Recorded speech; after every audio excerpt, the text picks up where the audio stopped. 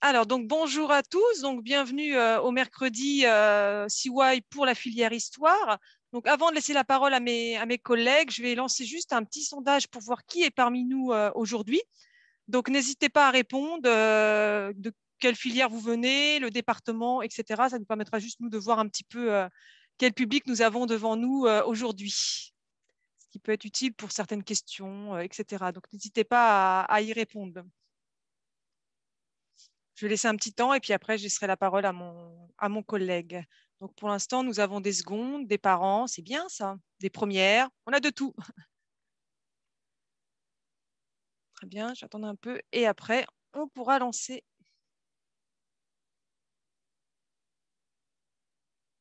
Parfait, comme on n'a pas grand monde, je vais le clôturer. Je vous partage les résultats. Comme ça, vous pouvez voir qu'on a vraiment des secondes, des premières et des parents parmi nous aujourd'hui. C'est parfait, merci bien. Donc, je vais laisser la parole à mon collègue qui va pouvoir vous présenter la filière histoire. Alors, juste pour information, donc j'ai coupé les micros et les caméras. Donc, si vous avez des questions, n'hésitez pas à les mettre dans le chat qui m'arriveront. Et moi, je me permettrai de les relayer auprès de mes collègues. Merci.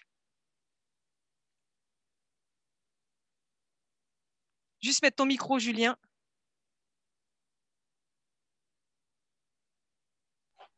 Voilà, oui, je disais, je viens de partager mon écran, donc c'est bon, vous voyez bien le C'est bon, diaporama? parfait. Je vais le mettre en plein écran. Bon, je suis plus habitué à Teams qu'à Zoom, mais je pense que je devrais y arriver. Donc, c'est bon, vous voyez C'est parfait. 10 février 2021, donc mercredi d'université, département d'histoire, c'est ce qui doit s'afficher. Alors, bonjour à tous et bienvenue dans le cadre de ce mercredi d'université à la présentation du département d'histoire. Je m'appelle Julien Bellarbre, je suis professeur agrégé d'histoire ici à l'université de Cergy-Pontoise et je suis également le directeur du département. C'est à ce titre qu'il me revient de vous présenter aujourd'hui ce que nous faisons dans le cadre de ce département. Et pour cela, je vais suivre le canevas qui est exposé sur ce diaporama. Comme vous le voyez sur la deuxième diapositive, qui doit s'afficher donc, les deux principales questions auxquelles je vais répondre sont les suivantes. Pourquoi choisir l'histoire à l'université et que fait-on en licence d'histoire ici à l'université de Cergy-Pontoise? Mais vous avez sans doute vu que l'université dispose désormais d'un nouveau nom. CY, Cergy Paris Université, est devenu le troisième pôle universitaire d'Île-de-France. Commençons tout de suite par des informations très concrètes. La licence d'histoire entre nos murs, c'est 3 ans d'études. Cela correspond donc à un bac plus 3 et à 6 semestres d'enseignement. Les années à l'université sont en effet structurées en semestres et non plus en trimestres, comme vous en aviez l'habitude au lycée, avec des examens terminaux en décembre-janvier pour le premier semestre et en avril-mai pour le second. Il y a aussi une session de rattrapage au mois de juin où vous ne repasserez, le cas échéant, que les épreuves où vous n'auriez pas la moyenne dans les unités d'enseignement que vous n'auriez pas obtenues. Mais ça, c'est en théorie, parce que dans la pratique, l'université n'est plus ce qu'elle a été dans le passé, et il y a désormais une place importante dévolue au contrôle continu. Donc, pas d'inquiétude, vous serez moins dépaysé par rapport au lycée que vous pourriez le craindre au premier abord. Ces 6 semestres sont occupés par environ 20 heures de cours par semaine, ce qui est peu par rapport au lycée. C'est pourquoi il convient d'insister sur la place capitale que doit occuper le travail personnel. L'absence de travail personnel et aussi de méthode, mais ça va souvent ensemble, est en effet la première cause d'échec à l'université. À ces 20 heures de cours, il faut ajouter environ le même volume de travail personnel, on va dire un peu moins si vous tenez à ne pas dépasser les 35 heures réglementaires, mais en tout cas, il faut bien garder à l'esprit que ces 20 heures de cours dites en présentiel, parce que vous devez être présent, ne correspondent à peu près qu'à la moitié du travail. Il est en particulier impensable de ne pas reprendre ces cours plusieurs fois avant les partiels terminaux et de ne pas lire en entier au moins un manuel par cours.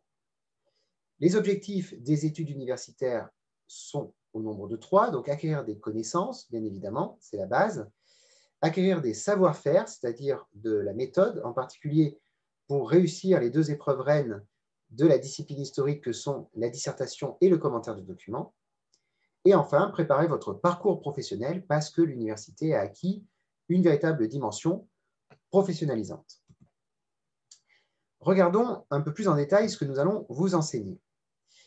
Les cours d'histoire à l'université sont dispensés par de véritables spécialistes d'une période, c'est-à-dire que non seulement ce seront des professeurs différents qui vous enseigneront l'histoire d'une part et la géographie de l'autre, pour ceux d'entre vous qui souhaitent continuer la géographie, ce qui peut être une très bonne idée en fonction de votre projet professionnel, mais d'autre part, vous aurez des enseignants différents pour chaque grande période de l'histoire, des spécialistes, disais-je, car ils ont généralement soutenu une thèse, ce qui correspond à un diplôme de niveau Bac plus 8 sur la période considérée. Alors, vous avez peut-être aussi au lycée certains de vos enseignants qui ont aussi soutenu une thèse et qui attendent d'ailleurs généralement un poste à l'université, puisque les places sont chères, pour pouvoir enseigner spécifiquement la matière qui leur tient le plus à cœur. Ces 4 grandes périodes de l'histoire, vous le voyez sur la diapositive, sont l'histoire ancienne, l'histoire médiévale, l'histoire moderne et l'histoire contemporaine, avec cette spécificité de vocabulaire chez les historiens que moderne et contemporaine ne sont pas synonymes, comme c'est souvent le cas dans le langage courant.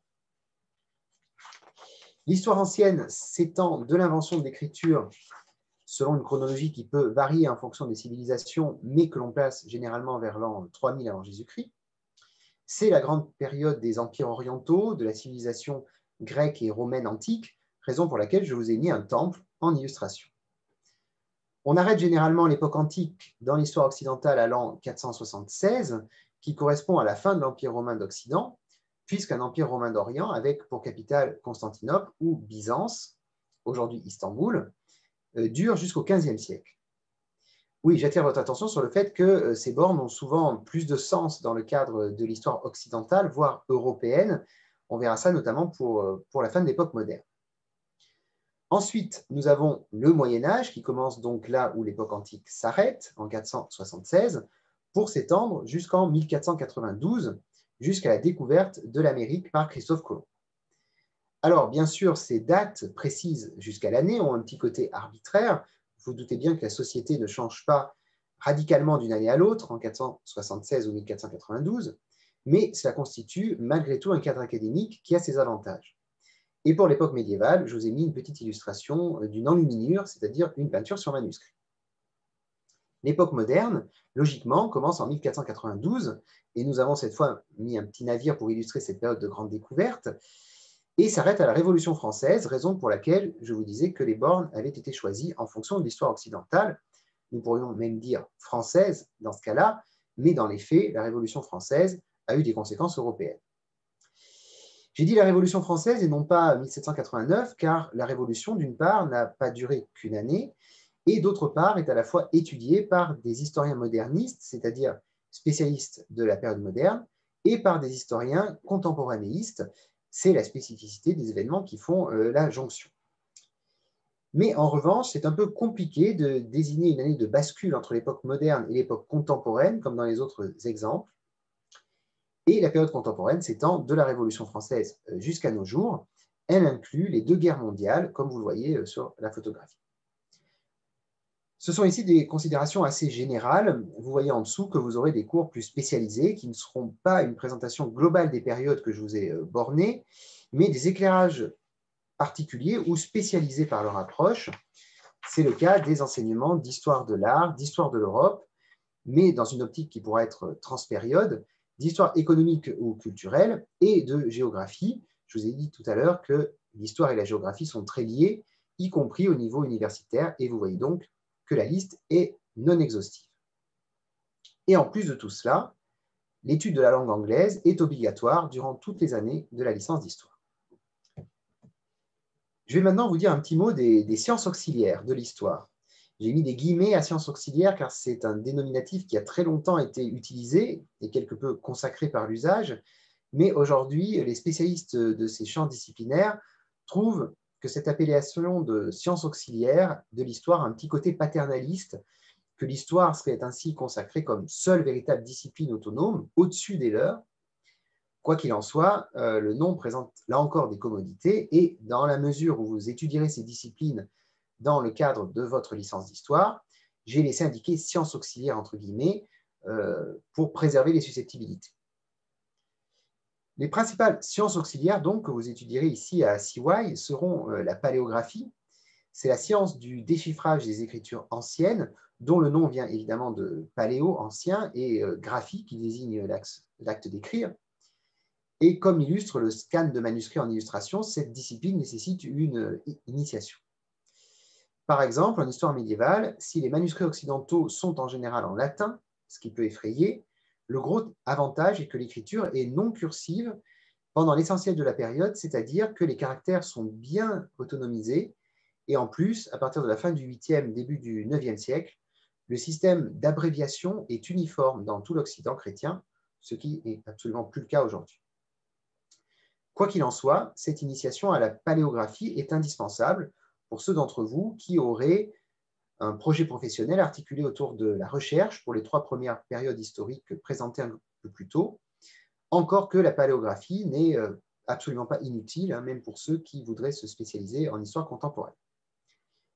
La deuxième science auxiliaire que j'ai fait figurer est l'historiographie, littéralement l'écriture de l'histoire. On dit parfois l'histoire de l'histoire. Alors, c'est une discipline très utile qui apporte une réflexion sur le métier d'historien. En effet, l'histoire ne s'est pas écrite de la même manière selon les époques. Bon, c'est un lieu commun de dire que l'histoire est écrite par les vainqueurs, mais pour l'heure, cette remarque n'a pas beaucoup d'utilité, car la science auxiliaire de l'historiographie vous permet plutôt de comprendre comment travailler les grands historiens du passé qui, je ne vous apprends rien, se concentraient plutôt sur les hauts faits, les batailles, la biographie d'individus illustres, généraux, souverains, et qui ne disposaient pas des moyens scientifiques dont nous bénéficions à présent.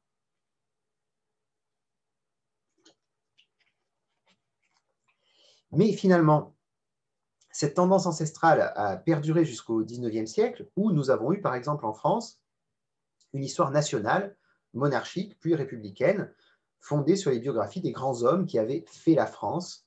Tout cela alors que, paradoxalement, la discipline historique se dotait d'outils de plus en plus scientifiques, justement, pour critiquer et dater les documents.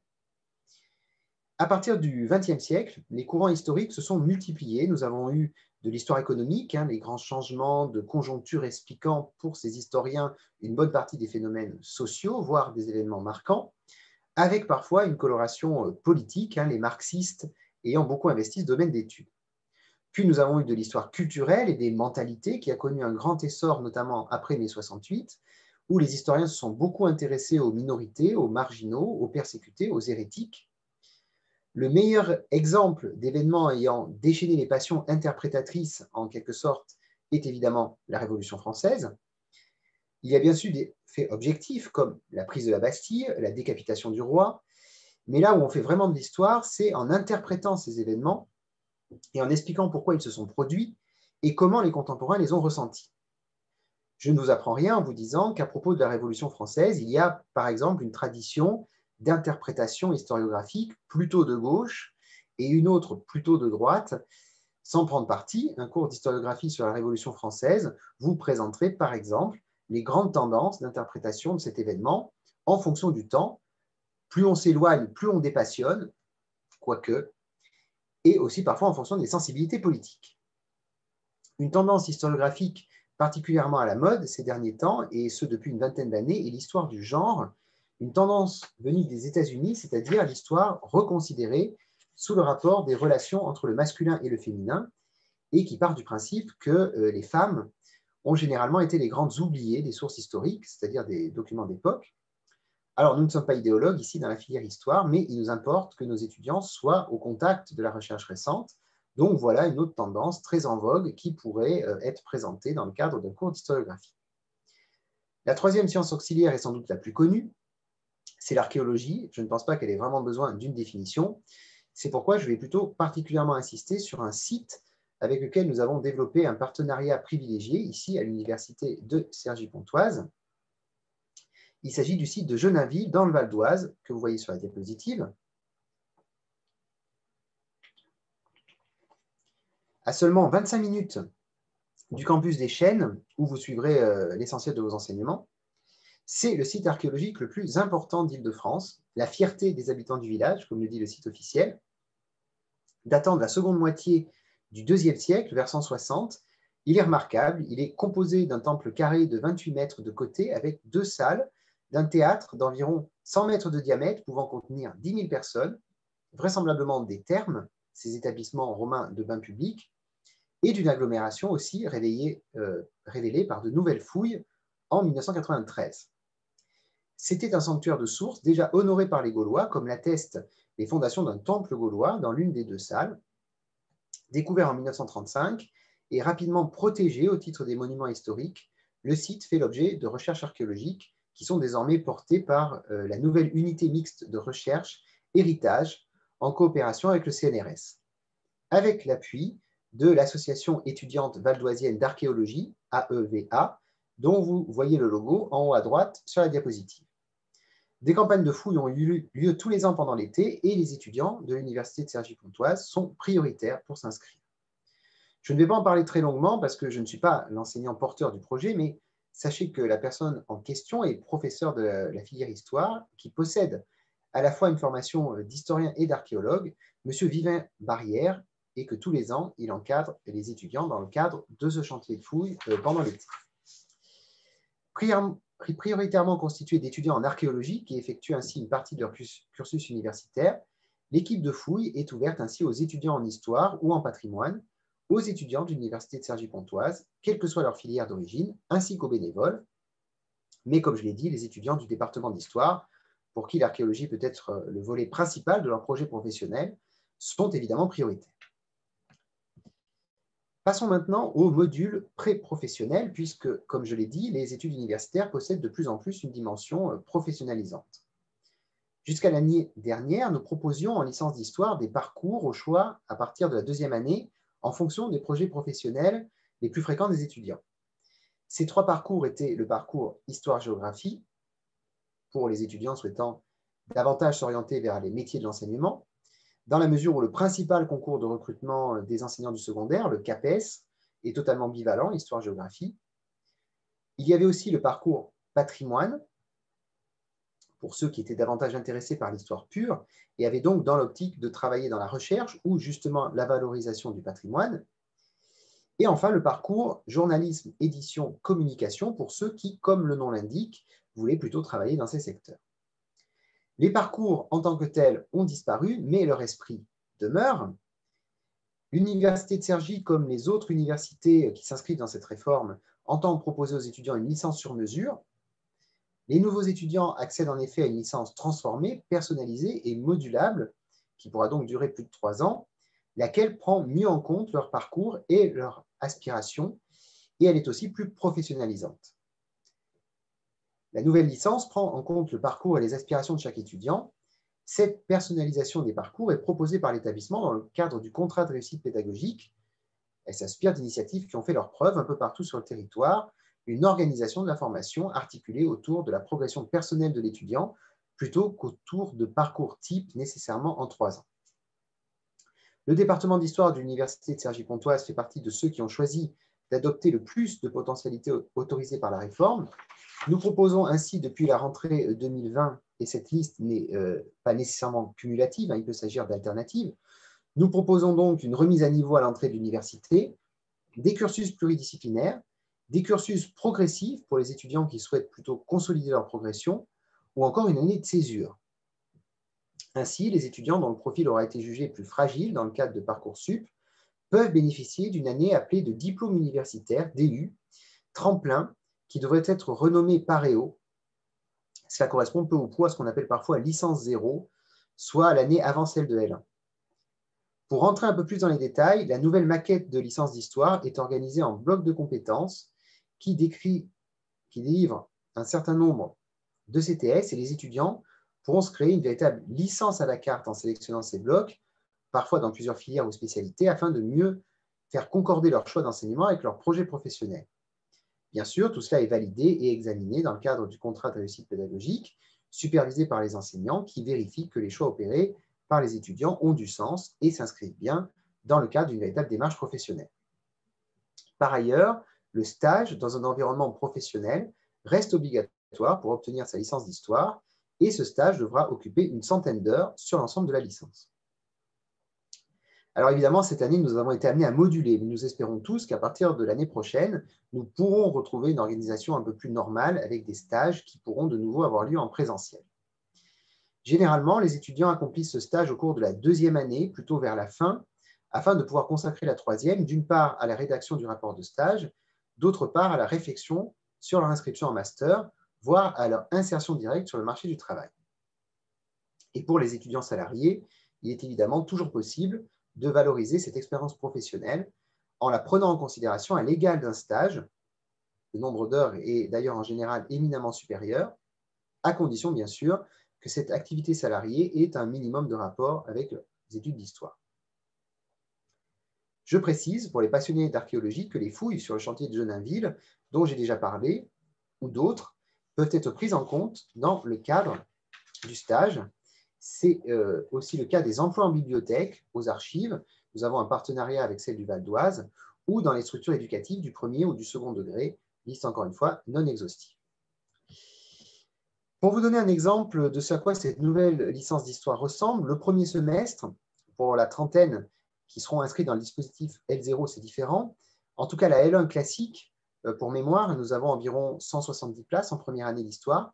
Ce premier semestre est donc très axé sur la méthodologie.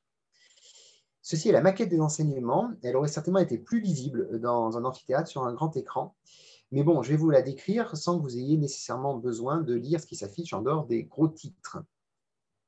Les étudiants ont donc des travaux dirigés, TD, de méthodologie générale, mais aussi des cours magistraux, CM, de méthodologie par période, c'est-à-dire méthodologie d'histoire ancienne, médiévale, moderne et contemporaine, les 4 grandes périodes dont nous avons parlé tout à l'heure. En enseignement de spécialité, les étudiants peuvent choisir de se renforcer dans les matières qui ont leur préférence, en choisissant 3 périodes sur les 4 à propos desquelles ils reçoivent un apprentissage plus poussé que dans le cadre des enseignements de méthodologie.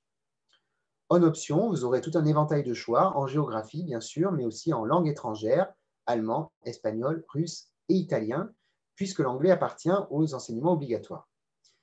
Et aussi en langue ancienne, latin et ou grec, pour ceux qui voudraient se lancer dans la recherche pour les périodes antiques et médiévales, ou tout simplement pour les amateurs.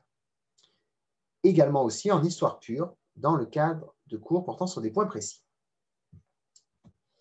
À partir du second semestre, la structure reste globalement la même, à la différence que dans le bloc fondamental, les enseignements généraux sur les 4 périodes remplaceront désormais ceux de méthodologie. À noter également, toujours dans les fondamentales, un TD de compétences numériques, car la maîtrise de l'outil informatique est devenue incontournable dans toutes les formations universitaires et l'histoire ne fait pas exception à la règle. C'est aussi au cours de ce semestre, L1, S2, ça veut dire licence 1, semestre 2, c'est aussi au cours de ce semestre que les étudiants seront évalués dans le cadre d'un module en non présentiel, c'est-à-dire non spécifiquement rattaché à un cours magistral effectif dans un amphithéâtre, le projet tutoré. Il leur sera demandé d'exposer leur projet professionnel dans le cadre d'un mémoire d'une dizaine de pages rédigé en présentant la documentation qui leur a été utile et surtout en retranscrivant une interview qu'ils auront effectuée avec un professionnel du secteur qui les intéresse. Le principe général des blocs fondamentaux reste le même à partir de la deuxième année, avec là aussi des enseignements non présentiels dans le cadre d'une offre pédagogique innovante. Il s'agira, par exemple, à partir de cette deuxième année pour les enseignants, d'encadrer sur Internet des projets tutorés sur leur période, les étudiants réalisant par exemple des fiches de lecture sur des livres qui représentent des références historiographiques importantes ou encore des travaux intervenant en approfondissement des matières fondamentales. Je précise que je parle bien ici de modules originellement destinés à être en distanciel et non pas des adaptations dues à la crise sanitaire. À noter également au rayon des nouveautés par rapport à l'ancienne maquette, des formations à la recherche documentaire assurées par le personnel de la bibliothèque universitaire des Cerclades, qui se trouve dans le centre de Cergy-Pontoise, à environ 5 minutes à pied du site des Chênes. Dans l'optique professionnalisante de cette nouvelle licence, les étudiants pourront évidemment choisir des enseignements plus précisément liés à cette optique professionnalisante, par exemple en archéologie, en initiation au métier de l'enseignement ou dans les métiers du journalisme, de l'édition et de la communication, cette liste étant bien évidemment, et pour la dernière fois, non exhaustive. Passons maintenant aux débouchés de la licence d'histoire. Les métiers de l'enseignement constituent évidemment un débouché important de ce type de filière. Les étudiants qui auront défini ce projet professionnel et auront donc a priori plutôt sélectionné des options en géographie et où je viens de le dire en initiation au métier de l'enseignement, possibilité de choisir entre primaire et secondaire à partir de la L3, Ces étudiants pourront s'orienter vers un master MEF qui signifie métier de l'enseignement, de l'éducation et de la formation et qui existe ici à CY. En 2 ans, ces étudiants prépareront le CRPE, concours de recrutement de professeurs des écoles, ou le CAPES, certificat d'aptitude au professorat de l'enseignement secondaire. Au terme de cette scolarité complémentaire de 2 ans, ils seront donc à la fois titulaires d'un diplôme de niveau master, Bac+5, et d'un concours de recrutement de la fonction publique. Pour ceux qui s'inscriraient davantage dans une optique plus spécifiquement historique et patrimoniale, il existe aussi des licences professionnelles et des masters patrimoine, de même que des masters recherche en histoire. La recherche est un domaine exigeant mais passionnant. Travailler dans ce secteur exige toutefois de dépasser généralement le niveau master et d'envisager l'inscription en doctorat, Bac+8. En master, vous serez amené à choisir un sujet de recherche original, c'est-à-dire traité par personne d'autre avant vous. Et pas de panique, il existe encore pléthore de documents à inventorier, à transcrire, à étudier, voire pour les périodes plus anciennes, de documents déjà connus, mais auxquels il reste à poser des questions inscrites dans la dynamique de la recherche récente. En doctorat, il existe aussi ici des enseignants pour vous encadrer jusqu'au niveau du doctorat. Vous n'aurez pas nécessairement à faire le déplacement jusqu'aux universités du centre parisien. En doctorat, vous vous spécialiserez encore plus et votre travail devra donner lieu à des publications, des articles, voire à un livre issu de votre thèse. Vos enseignants pourront vous aider à dénicher un éditeur. Les débouchés professionnels sont les emplois d'enseignants ici à l'université ou dans les centres de recherche, comme par exemple le plus connu, le CNRS, Centre national de la recherche scientifique. Attention toutefois, comme je l'ai dit, les places sont chères, quelques postes par an dans toute la France. Passer l'agrégation, qui est un concours de recrutement de l'enseignement secondaire plus exigeant que le CAPES et qui se prépare ensuite, peut être une bonne idée pour avoir une sécurité professionnelle et un bonus sur le CV pour ceux qui souhaiteraient s'orienter davantage vers l'enseignement supérieur que vers la recherche pure, avec le CNRS par exemple.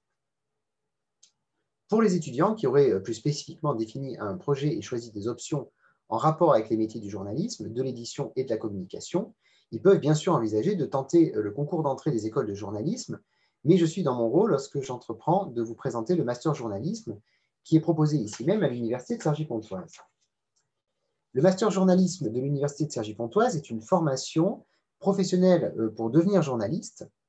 Dès la première année, une orientation est donnée vers le journalisme web, nécessitant une maîtrise des techniques de presse écrite, de radio et de télévision. Alors là, je suis désolé, mais je vais vous lire un peu la plaquette, car ce master n'est pas celui dans lequel je suis le plus personnellement impliqué.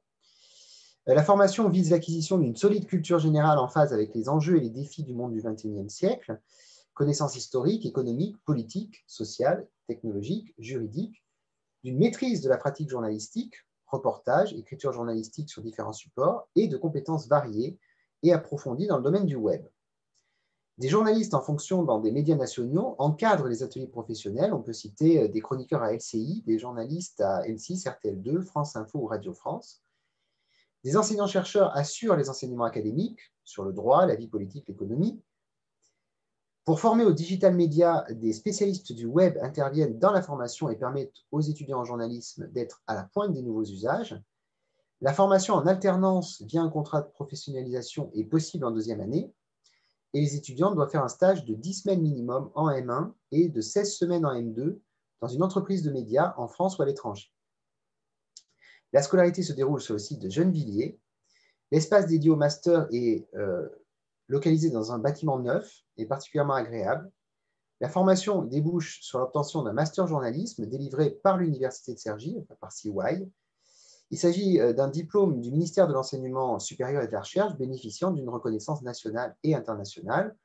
Outre une insertion sur le marché du travail, ce diplôme permet de poursuivre sa formation en s'inscrivant au doctorat. Oui, parce qu'évidemment, je ne l'ai pas précisé à chaque fois, mais tous les masters permettent de s'inscrire ensuite en doctorat pour ceux d'entre vous qui souhaiteraient se lancer dans des études plus longues qu'initialement prévues. Et ce master journalisme de CY est inscrit au répertoire national des certifications professionnelles. Nous arrivons maintenant aux dernières diapositives avec une question toujours fondamentale. Pourquoi choisir l'université de Cergy-Pontoise, CY, Cergy Paris Université? Tout d'abord, nous pourrions mentionner le dynamisme de cette nouvelle structure. Le développement de l'université de Cergy est entamé depuis plusieurs années. Maintenant, un travail qui a notamment permis l'obtention du label d'initiative excellence et la création de la communauté d'universités et établissements, COMU, Paris-Seine, en 2015. La communauté d'université est désormais absorbée par CY. Le nom des filières change pour se décliner sous celui de CY. Les cursus tels que DUT, licence professionnelle et apprentissage sont réunis sous le sigle CY Sup. Parmi elles, nous trouvons CY Tech qui émane de la fusion de l'université avec l'EISTI, l'école supérieure d'ingénieurs qui devient donc publique. La très prestigieuse ESSEC, l'école de commerce, devient quant à elle une partenaire scientifique de la nouvelle université, tout en conservant son indépendance. Et comme vous le voyez sur le PowerPoint, nous sommes ici à CY Arts et Humanités. Dans les faits, les formations restent les mêmes qu'auparavant pour les étudiants, qui passent de 21 000 à 24 000 environ dans le cadre de CY. Ces changements d'appellation et ces alliances vont surtout permettre de favoriser les liens avec d'autres établissements et même des entreprises dans le monde entier. CY va accroître la valeur des diplômes sur le marché du travail et c'est aussi dans votre intérêt pour que vous vous inscriviez ici. CY fait notamment aussi partie d'Utopia avec 5 autres établissements en Suède, Slovénie, Espagne, Angleterre et Belgique. C'est une alliance qui favorise les échanges et les doubles diplômes et il y en a 17 en tout sur le continent. L'université enregistre une forte croissance qui fait qu'on espère voir le CY Campus accueillir 40 000 étudiants à l'horizon 2030. C'est ce qui découle d'un article assez récent du Parisien. Dans les années futures, la valeur d'un diplôme délivré par CY va donc augmenter et vous en bénéficierez sur le marché du travail. Ce gonflement des chiffres pourrait un peu effrayer, mais en définitive, le département d'histoire reste à dimension très humaine dans le cadre de cette nouvelle structure. Nous avons 170 places en première année, avec une marge de manœuvre. Par exemple, cette année, nous avons pris environ 180 personnes parce que les dossiers sur Parcoursup nous semblaient mérités et nous avons aussi accepté un certain nombre de réorientations. Je précise que ça, c'est avec le DU compris. En deuxième année, c'est environ 80 étudiants. Enfin, ça peut varier selon les années, mais c'est à peu près par là. L'écart entre les chiffres de première et de deuxième année ne doivent pas vous effrayer. Il y a une sélection, c'est certain, mais aussi un nombre significatif d'étudiants défaillants, c'est-à-dire absents aux examens terminaux, et un nombre également assez significatif qui rendent une copie blanche. En troisième année, nous avons environ 70 étudiants. Donc, si vous additionnez ces 3 chiffres et si vous ajoutez les étudiants en master et en doctorat, ça fait entre 400 et 500 étudiants d'histoire, donc une structure à taille tout à fait humaine, comme je le disais à l'instant. Donc, si vous cumulez une structure avec CY Cergy Paris Université appelée à se développer considérablement dans les années à venir d'une part, et un département d'histoire qui est à taille humaine, vous avez le meilleur des deux mondes, en quelque sorte. L'avantage de ce département d'histoire à taille humaine, c'est que vous pourrez vraiment avoir un suivi adapté de la part de vos enseignants, ce qui n'est pas le cas dans les plus grosses structures parisiennes où les étudiants sont bien davantage livrés à eux-mêmes. Et l'on sait qu'une des clés de la réussite, notamment en première année, c'est d'avoir ce suivi, notamment un suivi méthodologique de près. Les enseignants sont vraiment accessibles, à votre écoute. Nous n'avons pas une sorte d'usine à gérer et le secrétaire pédagogique du département, M. José Signonet, qui est présent également aujourd'hui dans le cadre de cette visioconférence, vous sera également d'une aide précieuse. Ajoutez à cela les avantages d'avoir une université qui recrute dans les environs, plus ou moins proche, mais qui a son bassin de recrutement plutôt dans la proximité tout de même, en tout cas au niveau licence. Au niveau master et doctorat, nous encadrons des étudiants qui viennent de régions parfois éloignées de France et même de l'étranger. En résumé, vous avez là, au niveau de la licence, une structure de proximité qui vous évitera des trajets longs et épuisants, surtout en ce moment, tout comme les prohibitifs loyers parisiens. Et l'on sait que des conditions matérielles décentes, voire même un certain confort, sont des éléments à ne pas négliger quand on veut réussir ses études. Si on doit avoir 2 heures de trajet par jour et prendre par exemple un emploi étudiant afin de payer un loyer de 800 € pour un studio parisien, ce n'est pas forcément l'idéal pour bien se concentrer sur ses études. Mais ce n'est pas que l'avantage de la proximité. Avec CY Cergy Paris Université, vous avez un des taux de réussite les plus importants de France sur les étudiants qui se présentent effectivement aux examens et un des meilleurs taux d'insertion professionnelle, certes aidé en cela par le bassin d'emploi de la région, qui n'est pas le moins dynamique de France.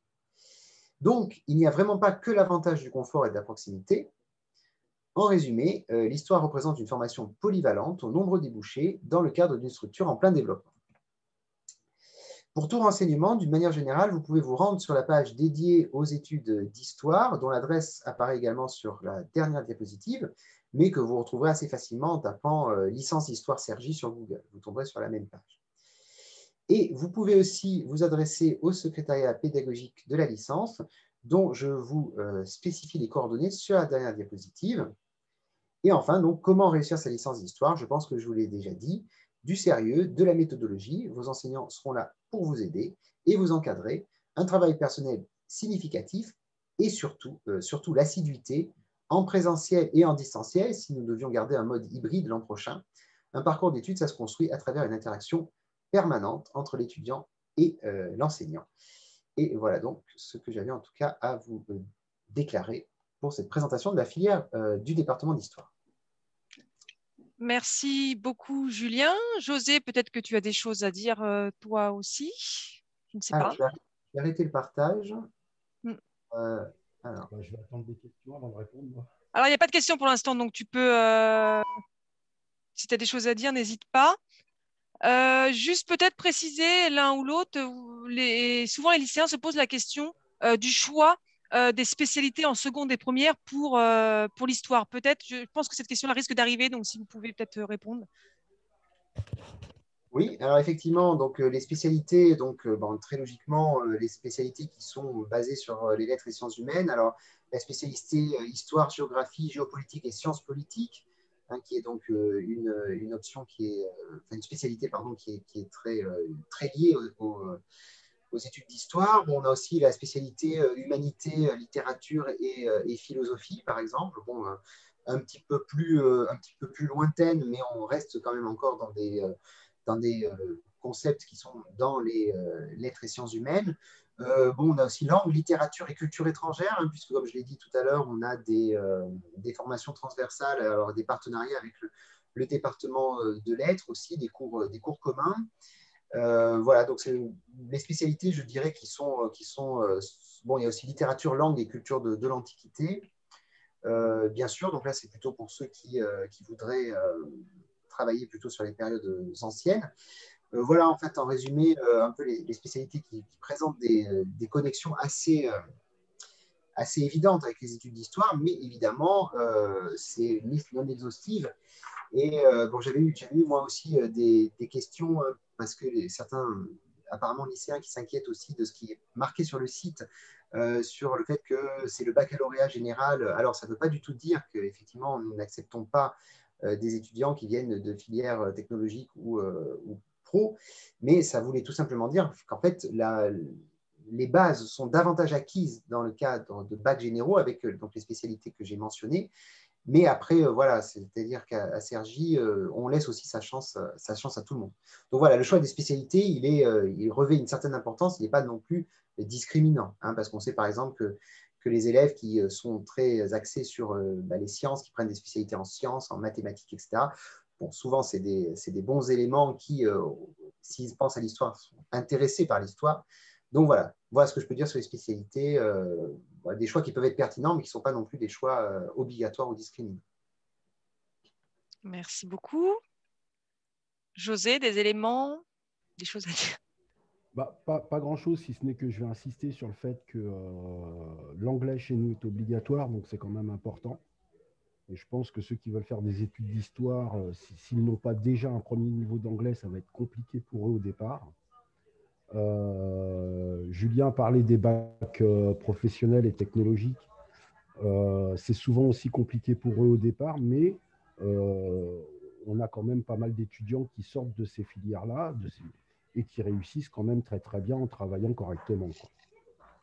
Voilà. Et la licence est vraiment faite, et ce depuis des années, sur vraiment le travail de d'abord la méthodologie, ensuite on travaille sur les connaissances et ensuite on englobe le tout pour accentuer sur la recherche. Voilà.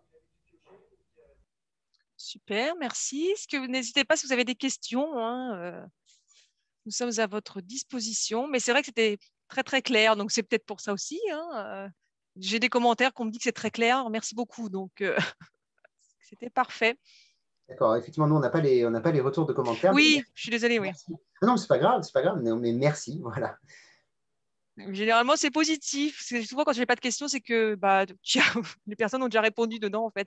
Mais c'est vrai que je me suis permis de poser la question des spécialités, parce que c'est souvent une qui revient beaucoup. Peut-être que tu t'en es rendu compte sur la Gironde porte ouverte ou des choses comme ça. C'est vrai que ça fait peur, on va dire ça comme ça. Oui, oui. Alors qu'il ne faut pas, en effet, tu as bien résumé que le but, c'est de prendre aussi des choses qu'on aime et que chaque spécialité apporte des qualités pour la licence d'histoire. Donc, il ne faut pas hésiter, même si vous n'avez pas pris une qui a été citée, ce n'est pas pour ça que que vous ne serez pas pris. Ça, c'est important. Hmm. Chaque spécialité apporte ses compétences. Voilà le terme que je cherchais. Super, donc merci beaucoup. Si je n'ai pas de questions, je vais vous proposer, ça ne sert à rien de clôturer. Merci beaucoup à Julien et à José de votre présence aujourd'hui pour la licence d'histoire. Les personnes qui sont présentes, on se retrouve maintenant après les vacances pour le mois de mars pour les autres filières. On a tout ce qui est physique, chimie, géographie, lettres, etc. Donc n'hésitez pas vraiment à aller sur notre site internet pour trouver tous ces mercredis. Je vais vous remettre le lien dans le chat. Donc, n'hésitez pas vraiment à y aller. Vous aurez plein d'informations sur la filière d'histoire d'ailleurs aussi. Hein. Donc, faut pas hésiter. Merci beaucoup. Je vais vous souhaiter une bonne fin de journée. Et Oui. puis, à bientôt. Oui, merci à tous.